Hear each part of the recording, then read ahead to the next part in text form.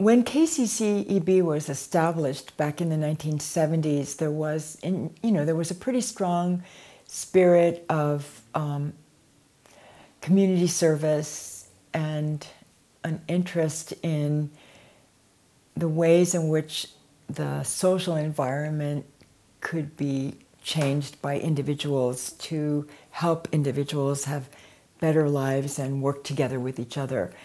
There's a kind of a move against public support of individuals. So it could be, welfare, it could be education, it could be healthcare, anything for people. You're supposed to take care of that yourself. And so we are supposed to take care of our children all alone. Nobody takes care of them. If we left our children out there, they would die.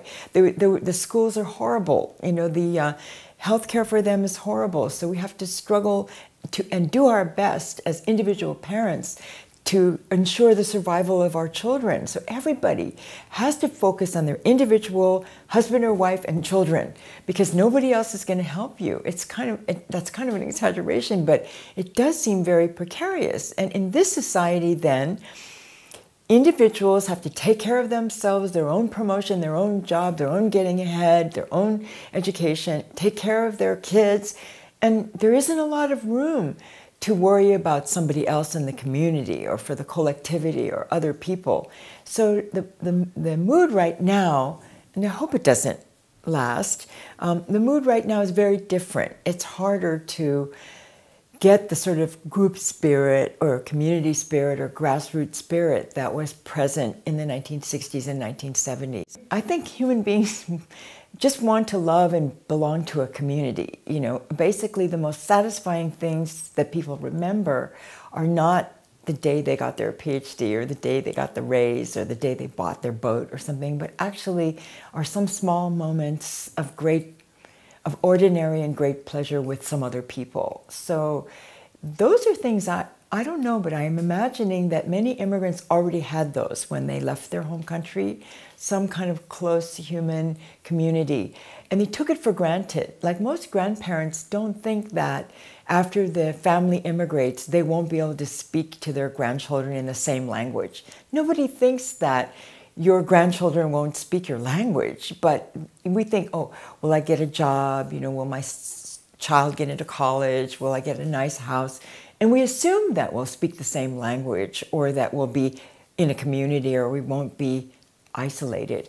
But I think that KCCEB has the potential and philanthropy has the potential to give us the kind of satisfaction that only human relations and serving someone other than our own selves, it sounds stupid, but our own selves and our own material advancement, that is pretty satisfying, but not that satisfying in the end. I believe that when we're on our deathbed, we're not going to be thinking, oh, I should have worked one more day or I should have bought one more thing. We'll remember some relationships that we had. And so philanthropy or doing something that supports the community gives us an opportunity to create something wonderful that we can relive before we die, I think. So it sounds sappy, but that's what I think. I think it's really important, again, that all of us recognize the interconnectedness of all of us to our each other and how our community and our society acts as a unit. And so, again, if you want to do better, your community has to do better. And that's what it means to me. I think it's really, really important that, that every single individual finds happiness, success, accessibility, affordability, and enjoyment and happiness in life. And in order to do that, some of us maybe can help others, and others help us as well. So I think that kind of thing is what volunteerism and philanthropy is all about. What I really get out of my job in general is to be able to help people, to make new immigrants happen, to make people's American dreams come true. And KCCEB has been a great place for me to be able to do that. And I'm really thankful that KCCEB has allowed me to stay here for almost 10 years volunteering and helping immigrant communities among our Korean American population in East Bay and beyond. When I was in law school, you know, as with most students, you start wondering what you want to do with your life, with your education, all the money that you've borrowed from the bank, and what you're going to do with it. And I was looking around to see, exploring different fields, and a friend of mine introduced me to KCCEB, particularly because I was fluent in Korean. So I came here once and volunteered, and I had such a great experience. I was working with real people instead of just being in the library, reading law books, and not having any people interaction. And people really appreciated my being here and being able to speak Korean, being able to relate to them as a fellow immigrant. So it was almost like an addiction. I became addicted to coming here. I came every weekend, every month, every Saturdays for the immigration clinic. And before you know it, time just flew by. I guess when you're having fun, time just flies by. 저는 맥카운 에반스의 이민 변호사 사무실에서 일하고요. 처음엔 좀 민망하다고 할까요? 한국 사람들 만난다는 생각이 좀 어색했어요. 왜냐면 미국에 제가 온 이유가 한국 사람들 안 만날 수 있을까 하는 바람에서 왔었는데, 근데 점점 저도 미국 내에서는 이민자 신분이기 때문에 그분들의 심정을 조금씩 알게 되더라고요.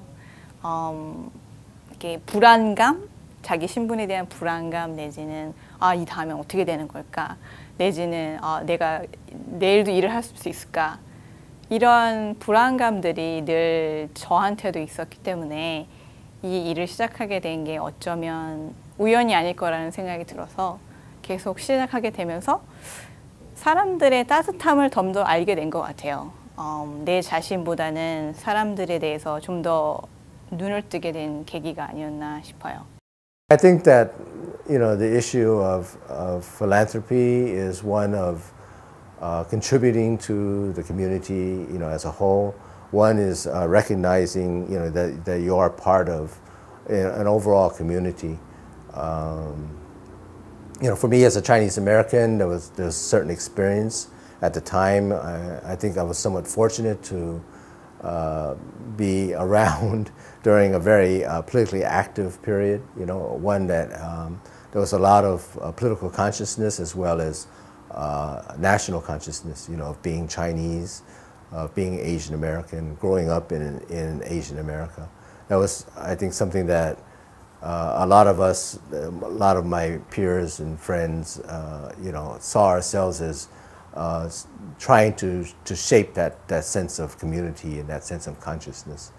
So, you know, what I've tried to do is, you know, in my life, to try to develop that sense and try to be able to contribute, you know, to the community through my efforts. Philanthropy to me means giving back. It means giving your time. It may be giving your money as well to those who are less fortunate. It's important for me to give back to the community because as you're growing up in this community, as you get older, you have to step back and realize how much you've taken in. And it's your role and your responsibility to give back, to help those who are not as fortunate as you, and to help those who don't necessarily ask for help, but need it. They don't have to ask, you just have the notion of giving it to them. People in unfortunate circumstances, they don't make that choice to be in an unfortunate circumstance. They don't make that choice to not have health insurance, to not have a job. We do have a choice, and that choice is to help them and to take on that responsibility of helping other people who, just as I said before, are not as fortunate as you are. You have a choice morally to do something, and that means doing something right.